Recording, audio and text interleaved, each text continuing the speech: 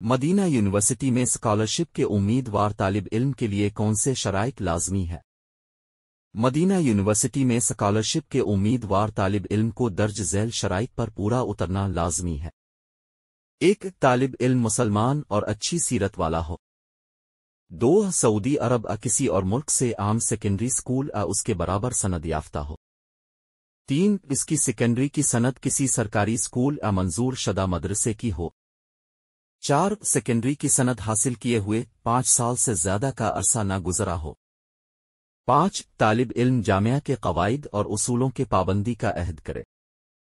6 طبی لحاظ سے تندرست ہو۔ 7 اسکالرشپ کے امیدوار طالب علم کی عمر 25 سال سے زیادہ نہ ہو۔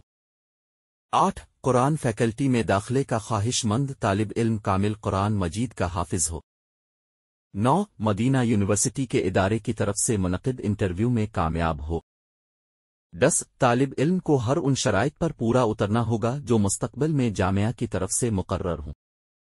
11 طالب علم اپنے آپ کو مکمل طور پر تعلیم کے لیے فارغ رکھنے کا پابند ہو۔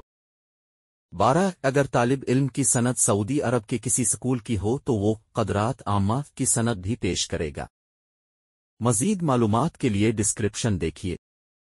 اور عرب جامعات کی معلومات حاصل کرنے کے لیے تربیہ اکیڈمی کا یوٹیوب چینل وزٹ کریں۔